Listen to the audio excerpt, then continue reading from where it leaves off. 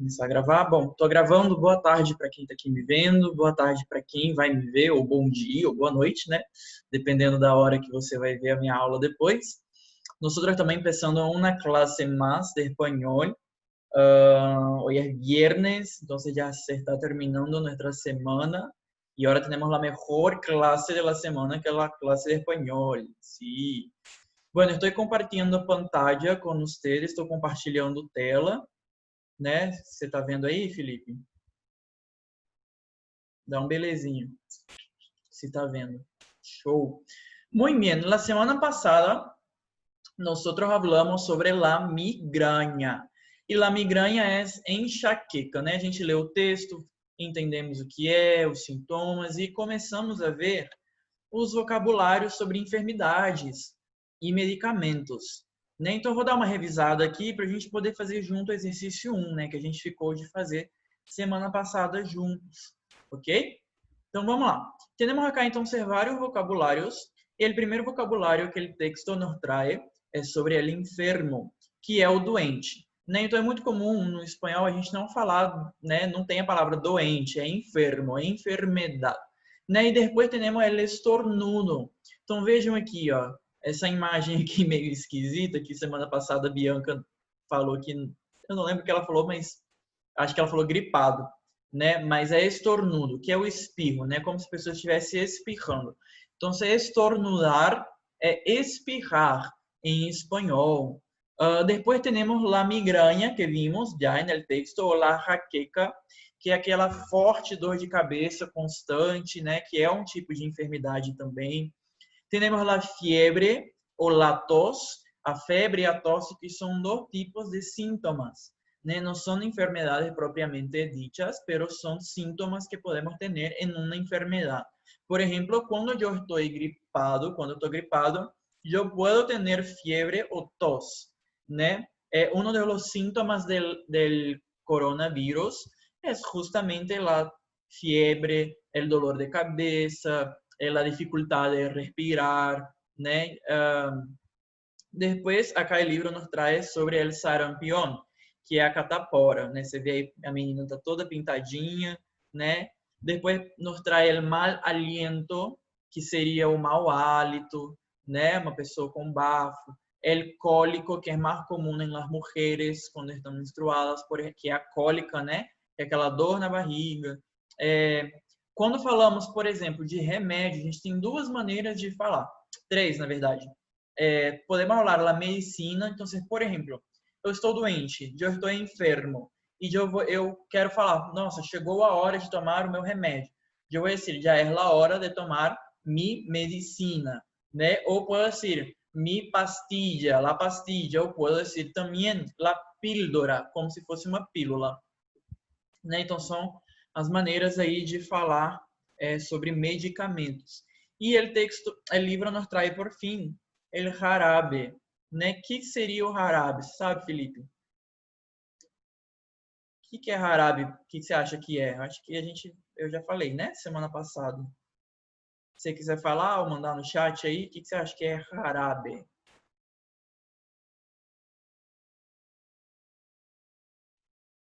Xarope, exatamente.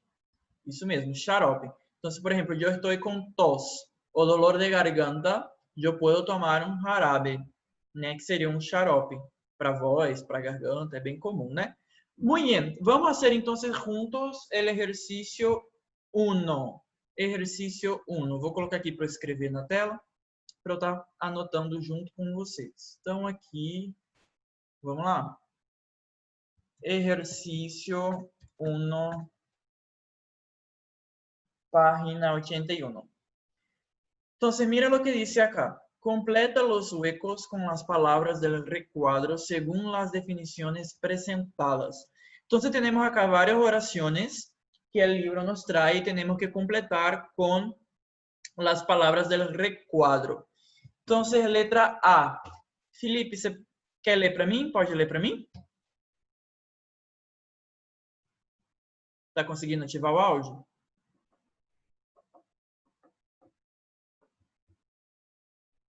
Espera aí. Beleza. Ativa aí então pra gente.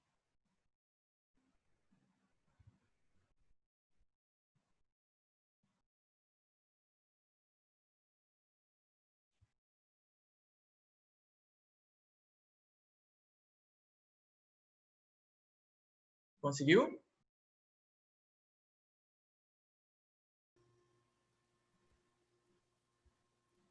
Vai ativando aí para falar.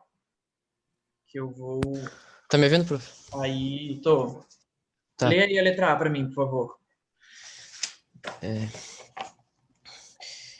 Lo que puede sentir la madre de uno cuando su hijo le pone la radio con volume muy alto. O que você acha que é isso? Acho que lá migraña, né? Dor de A cabeça. migraña. Perfeito. Ou la jaqueca, né? Uhum. Migraña ou jaqueca, né? El recuadro nos trae jaqueca acá. Lê aí a B para mim. Enfermedad cuyos síntomas más característicos son la fiebre, el aumento de la sección nasal y el malestar generalizado. Entonces, según estos síntomas, ¿de cuál enfermedad estamos hablando? El sarampión. No. Sería Ah, no, sarampión. hum, La fiebre. la fiebre es un síntoma. Ah, então. Del recuadro, alergia, antibiótico, cólico, gripe, jaqueca, jarabe ou mal aliento. Qual desses? Jaqueca a gente já usou. Uhum. É, Por exemplo, olha os sintomas: secreção nasal, mal-estar, febre. O que você acha? sarampión. Não, seria la gripe. La gripe. Gripe? Ué, aqui não tem nenhum aqui falando aqui pra mim. Não, a gente está Onde que? na Qual página página que você... 81. Tem 81, então. você está vendo o livro aí projetado no digital? Aham, tô vendo. Onde que tá? Então, tá vendo que tem o Ah, quadrinho? eu tô olhando a parte de cima ali, das Ah, pessoas, tá. assim, eu Ah, não não. tava vendo. É de acordo com esse Entendi. quadrinho aí de baixo. Tá, então é a gripe. É gripe. Isso. La- Vai, vamos para C. Preparado medicinal, líquido y pegajoso que a los niños no les gusta mucho tomar. Então, vamos lá. El, Preparado medicinal pegajoso. Lembra que o J, né, a gente tem o som de R. Pegajoso. Que el, a los niños no el, le gusta mucho tomar. Então, o que que seria isso? el jarabe. Jarabe. Seria o xarope, né? Se bem É, que hoje em dia tem uns xaropes que é doce, que até é é gostoso verdade. tomar.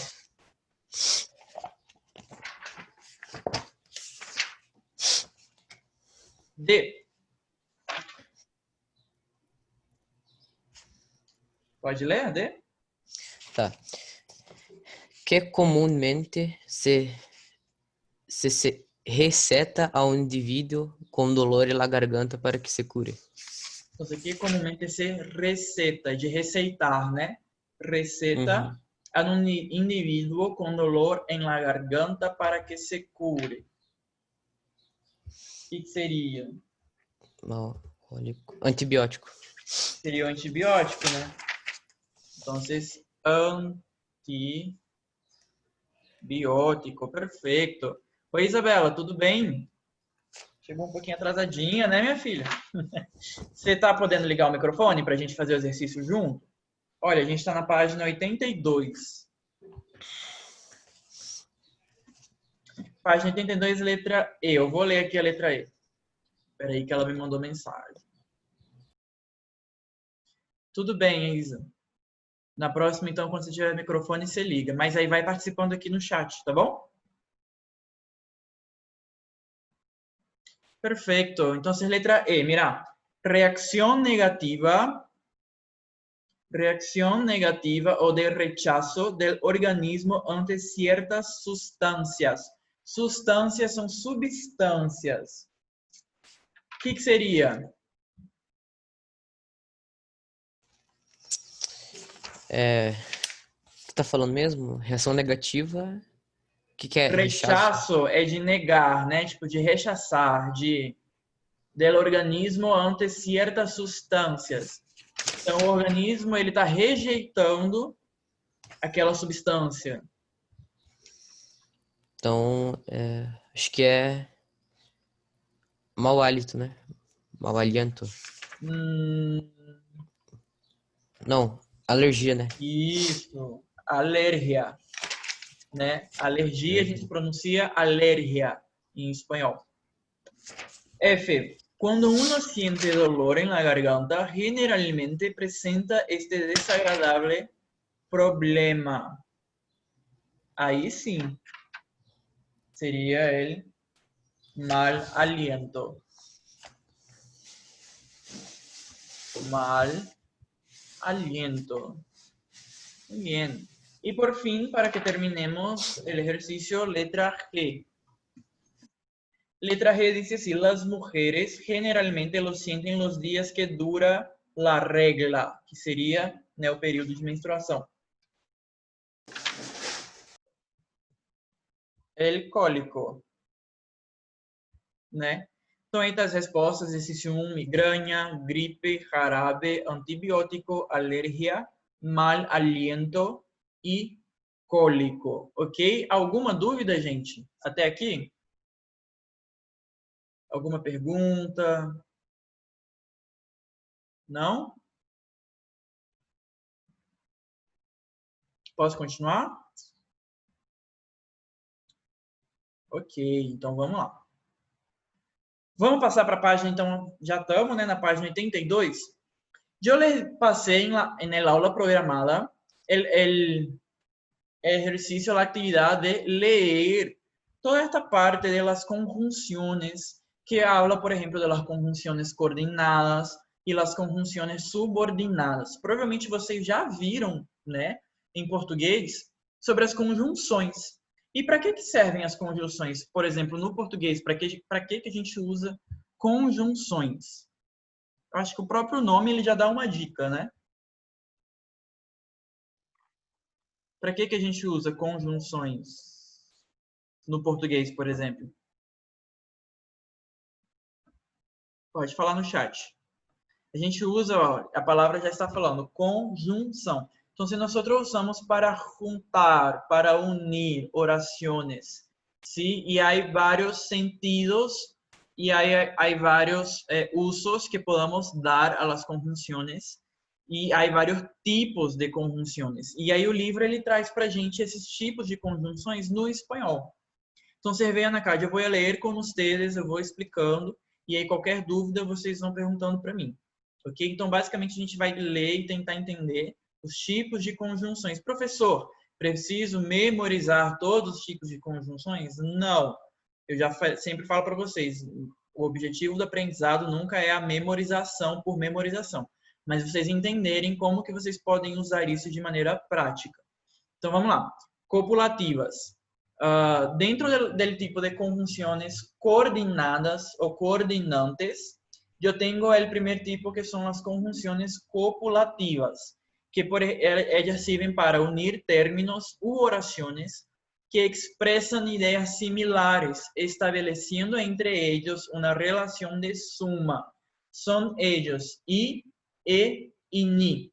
Então, as copulativas eu uso muito para dar aquele sentido de soma, né? Eres inteligente e rápido. Então, expressam ideias similares, né? Tem um sentido similar, por exemplo, características de uma pessoa, né? Objetos que eu tenho, produtos que eu comprei. Então, são dentro de uma mesma classe, dentro de um mesmo sentido, eu posso estar usando essas conjunções copulativas. Eres inteligente e rápido. Yo tengo un auto y una moto.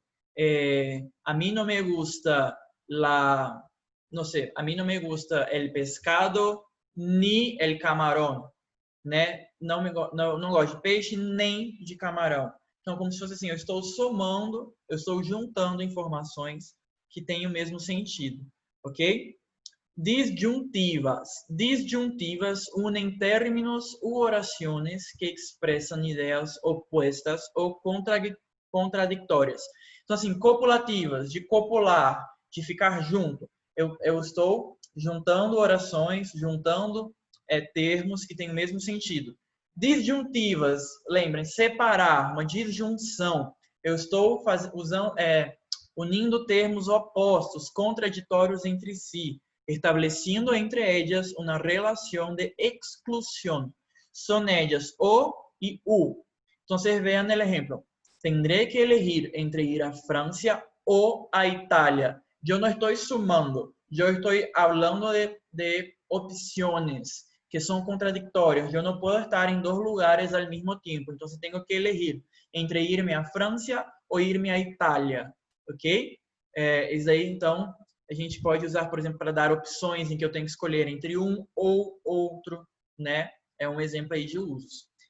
Distributivas unem términos u oraciones que expresan alternancia entre dos o varias posibilidades espaciales o de cualquier otro tipo. Son ellas, bien, bien, ya, uno o outro. Olha só o exemplo. Ora leía el libro, ora hablaba con nosotros. Então, estou usando aqui, ó, eu estou falando de alternâncias de possibilidades ou de ações. Ora leía el libro, ora hablaba con nosotros. Ora estudiaba, ora jugava el videojuego. ¿Sí? São os exemplos aí de usos. E adversativas unem términos u orações que se contraponem entre si. Então, assim como a disjuntiva une termos ou orações que expressam ideias opostas, aqui a adversativa une términos ou orações que se contraponem, né? Que elas são se contrapondo entre si. É decir, apresentam ideias contrárias, contrastantes, que não se encaixam.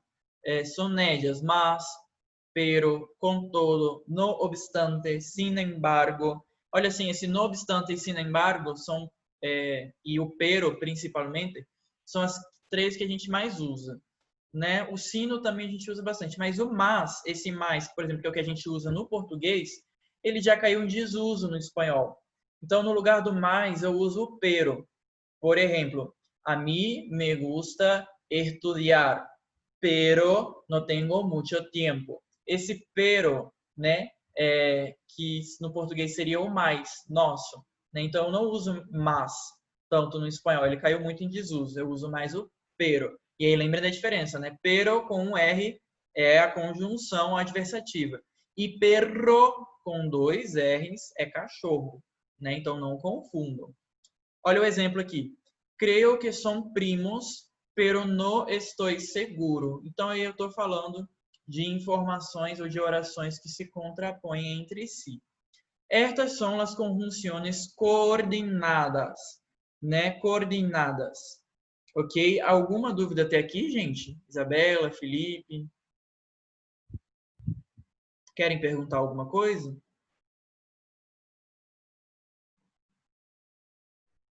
Não? Ok, beleza. Então, vamos seguir. Então, dentro das conjunções subordinadas, eu tenho vários outros tipos que eu posso usar. Então, vean.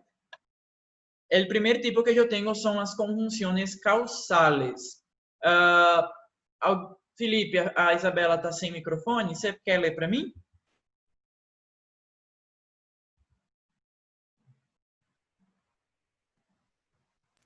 Oi, professor. Onde que é para ler? Lê aí o causales, conjunções causales. Conjunções. Ah, tá. Causales exprimen causa, motivo o razón expresada por el verbo de la oración principal. Son ellas, por qué, puesto que, pues y etc. Ejemplo. Muito bem. Ah, pode ler o exemplo. lo recibe muy bien porque me gusta muchísimo. Entonces, exprime un motivo, una explicación. ¿Sí? Entonces, lo recibí muy bien porque me gusta muchísimo. Então, esse porquê, ele está subordinando a explicação ao lo recebi muito bem. Por isso que são conjunções subordinadas. É como se, tipo assim, uma oração estivesse subordinada à outra, complementando a outra. E aí, o que vai estar subordinando é justamente essa conjunção. Nesse caso, é a conjunção por quê? Porque. ¿Por qué lo recibí muy bien? Aí eu estou subordinando aqui a explicação. Porque me gusta muchísimo. Ok? Isabela, você ativou o áudio? Você pode estar podendo ler?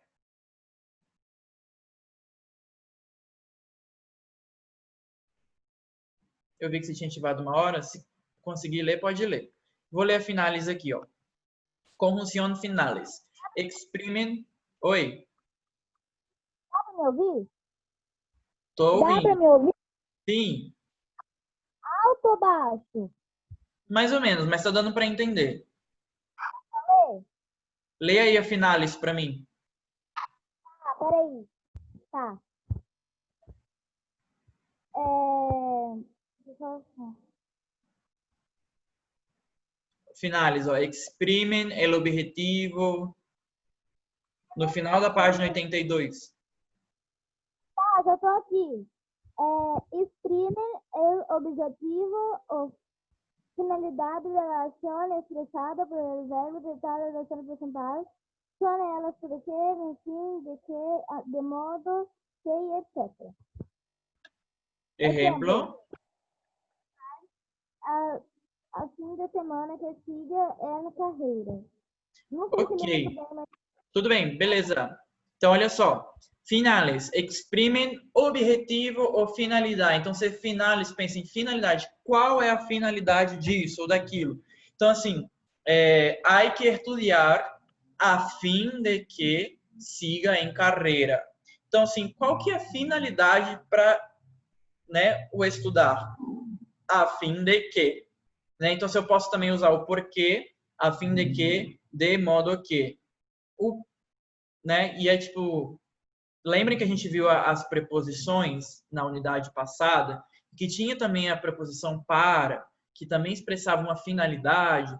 Da mesma forma, eu tenho as conjunções, porque, a fim de que, de modo que também vai expressar a finalidade daquilo que eu estou falando ou de algo que eu estou fazendo. Tudo bem? Vamos lá. Temporales. Exprimen diferentes matices del tiempo en que ocurre la acción expresada por el verbo de la oración principal. Anterioridad, simultaneidad, repetición o límites. Son ellas. Quando, enquanto, siempre que.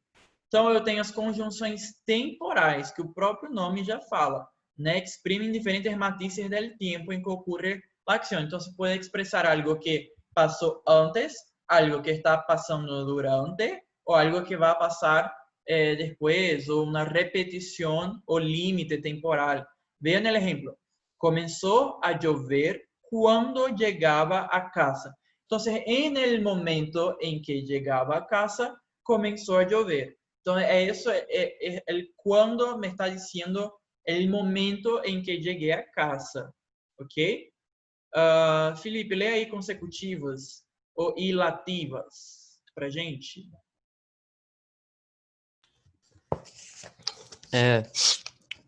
Unen oraciones en las cuales una oración subordinada es el efecto, el resultado o la consecuencia resultante de la acción expresada por la oración principal. Son ellas, pues, así, después que, y etc. Então, Ejemplo, veja. pienso, luego existo. Desculpa, te interrompi. Então, olha só aqui. Consecutivas, pensem, consequência, algo que causa outra coisa. Então, por que se chama conjunções subordinadas? Porque são duas orações. Uma das orações é a oração principal e a outra é a oração subordinada. E a conjunção está ligando, está conectando estas duas orações. E em la conjunção consecutiva, eu estou falando de uma consequência ou efeito resultante de algo expreso en la oración principal. El ejemplo, pienso. Esa es la oración principal, pienso. Ahora, ¿cuál es el efecto que yo estoy mostrando de esta acción de la oración principal? Luego existo. Entonces, vean, el acto, el hecho de pensar generó la consecuencia de existir. Y yo estoy usando la conjunción luego para conectar estas dos cosas, ¿ok? Pienso, luego existo. Tudo bem? Alguma dúvida até aqui, gente? Não? Ok. Concesivas. Expresan una concesión y a veces una oposición a la idea expresada por el verbo de la oración principal. Son ellas, aunque, a pesar de que, si bien. Então vejam aqui o exemplo. La película, aunque muy corta, foi divertida. Né? Então é como se fosse aquela, tipo assim, eu estou expressando um sentido, mas tem uma exceção. Mas eu também estou falando de uma oposição. Então, você veja, na película, qual que é a oração principal? La película foi divertida. E aí, no meio disso, eu estou dando uma ideia oposta também. Eu estou falando de uma concessão que sai um pouquinho do sentido da oração principal. Então, vejam, na película, aunque muito corta, ou seja, mesmo que ela seja curta, né? Apesar de que muito corta, foi divertida, tá bom? Então é como se estivesse fazendo uma concessão, né? Tipo assim, mesmo que ela seja curta, ela continua sendo divertida. Condicionales expresan una condición necesaria o una hipótesis para que se realice la acción expresada por el verbo principal. Son ellas como, ya que, con tal que. Y o si también, ¿eh? Si llego a tiempo, lo haré. Entonces, el propio nombre de la conjunción ya nos dice, condicional. Expresan condiciones necesarias para que algo ocurra ou para que uma hipótese se realize. Né? Isso aí é bem fácil, a gente já usa bastante ela, né? E aí as duas últimas, comparativas e explicativas. Comparativas expressam uma comparação entre acciones, estados, personas, cosas, como y así como. Entonces, vean, le atrae tanto las matemáticas como las lenguas extranjeras. Entonces, eu estou fazendo uma comparação entre matemáticas e línguas extranjeras. Então, a comparativa, ela está unindo duas orações que eu estou usando como comparação entre si. Tá bom? E, por fim, explicativas. Son aquellas que unen proposiciones que expresan lo mismo, pero de distinta forma, a fin de explicarse mutuamente. Vienen por lo general entre comas. Son ellos. O sea, es decir. Entonces, sim, eu estou falando algo e aí eu quero somar uma informação, somar uma explicação. E aí eu vou usar a conjunção explicativa. Estudia mucho, es decir, está siempre al día con las tareas. Ok? Eu estou explicando o que significa estudar mucho, né? Então, aí eu estou somando com uma conjunção. Galera, eu sei que é um conteúdo bem chatinho, bem teórico, bem gramatical, que às vezes parece chato, mas assim, li com vocês, fui explicando, dando exemplo, e aí semana que vem a gente vai fazer juntos exercícios, vou corrigir juntos. Então, assim, provavelmente eu já coloquei na aula programada da semana que vem para vocês fazerem, mas aí já tentem responder em casa, tá bom? Tentem fazer o exercício 1, 2 e 3, para vocês poderem ver se ficou fixado o conteúdo ou não, se está tudo certo ou não. Beleza? É isso aí, galera. A gente tem mais uns minutinhos de aula, Felipe. E aí eu queria conversar, cara, sobre o Setembro Amarelo. Você sabe do que significa o Setembro Amarelo? Eu acho que tem a ver com, sei lá, de suicídio, não sei, que é um mês para poder conscientizar as pessoas, né, porque acontece sobre isso aí, né, de as pessoas ficarem em depressão, não sei, ficarem com os pensamentos suicidas, né, para ajudar essas pessoas que passam por isso. Exatamente. Mas acho que só é por aí que eu sei o que é. Exatamente, é um meio de prevenção ao suicídio, para a gente discutir justamente sobre o sofrimento humano, sofrimento das pessoas, dos adolescentes, das crianças, né? Pessoas que têm o desejo de morrer ou se cortam. E aí, por que você acha que pessoas, elas se matam ou se suicidam ou têm o desejo de tirar a própria vida? Por que você acha que isso acontece? Ah, depende, né? Tipo, cada pessoa tem um motivo diferente, né? Mas assim, pode ser no meio ao redor da pessoa, né? Tipo, família, pessoas ao redor, né? Assim, o que acontece com ela. Ou simplesmente por a pessoa achar que, né, aquilo é um problema muito grande, sabe? Assim, não que muitas pessoas sejam exagero, né? Pode ser ou depressão, né? Ou pode ser isso aí, a pessoa. Não sei muito bem o que dizer, né? Porque eu não Sim, passo por isso. exatamente. Tipo assim, quando a gente pensa em motivos que levam uma pessoa a querer se matar, nós estamos falando do suicídio como uma saída existencial, né? É quando ela está passando por um momento de sofrimento inevitável, né? Ela está passando por um momento em que ela não consegue evitar, que ela não consegue solucionar de primeira, sozinha. E aí a morte vem como uma opção de escape, né? Então, quando a gente pensa em suicídio, existencialmente falando, a pessoa ela não quer deixar de existir, porque a existência nos compõe, né? Nós somos seres que existem. Então, um ser existente não cabe a ele, tipo assim, deixar de existir. Mas a morte vem como uma opção de evitar o sofrimento, né? Não é deixar de existir, mas é deixar de sentir uma dor insuportável, né? Às vezes a pessoa ela tá passando por uma dor insuportável. E aí a dificuldade vem muitas vezes porque ela não consegue falar disso, ou porque a gente às vezes olha para o sofrimento da pessoa e não consegue falar disso com ela. Às vezes a pessoa ela tem vergonha de pedir ajuda, ela está em silêncio, não fala, não participa, não se relaciona. E ela tem muito dentro de si esse medo de ser julgada, de falar dos seus problemas, de não ser compreendida, de se ela chegar e falar assim, poxa, eu tô com pensamentos suicidas, a pessoa já vai ficar, né, tipo assim, surpresa, não vai ver como um tabu, ou não vai saber lidar com isso. Então, assim, tem vários fatores. E a ideia do Setembro Amarelo é que a gente não, é que a gente quebrar esse tabu, sabe? Porque pessoas sofrem. E por elas sofrerem, a gente precisa acolher todo sofrimento, independente se ele parecer sério ou não, grande ou não, ele precisa de acolhimento, né? E essa é a ideia, acolher. E para acolher a gente precisa estar atento às pessoas ao seu redor, se elas estão bem, você está bem, né? Tem uma frase que eu gosto muito que diz assim: quando a boca cala, o corpo fala, e quando a boca fala, o corpo sara. Então, assim, quando eu me calo, o meu corpo vai falar. Eu vou me adoecer, eu vou ter reações de autoflagelo, de me cortar, de tentar me machucar. Mas quando eu tenho a liberdade de falar sobre, eu tenho aí um escape. Eu encontro um escape.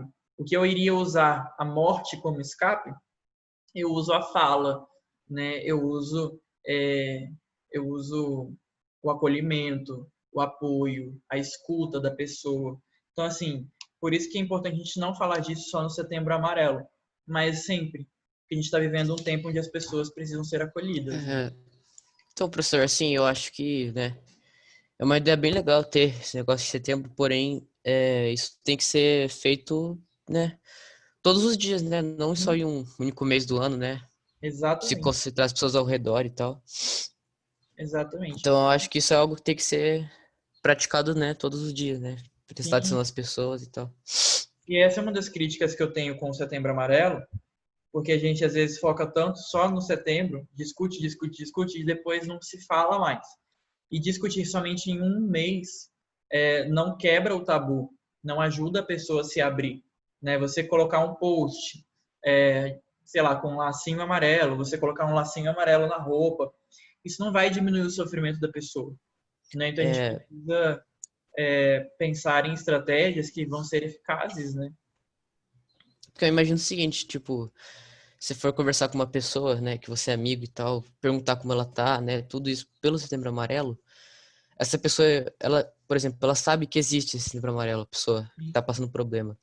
Aí ela vê que você tá conversando com ela só por causa disso, né? Você lembrou de tudo aquilo por causa Aí, assim, eu acho que isso não resolve muito, né? Exatamente.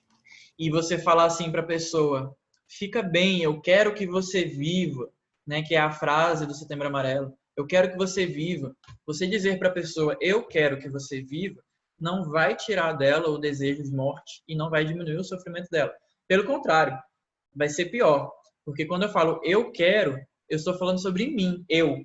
E o que eu quero, a minha vontade. E eu não estou parando para ouvir o que você quer, o que você está sentindo, né? O que você está vivendo, quais são as suas necessidades, onde eu posso te ajudar. Então, assim, é muito mais um exercício de olhar para o outro do que me sentir bem, né, na consciência por estar participando de um mês de prevenção, né? Isso é muito importante. Eu acho que a gente na escola a gente precisa falar mais disso, discutir mais sobre isso, né? Colocar mais em pauta esses assuntos. Mas é isso, Felipe. Muito bom. Obrigado aí por ter conversado. Nossa aula fica por aqui. Beijão, abração, bom final de semana. Até semana que vem, Manão. Tchau. Tchau, tchau.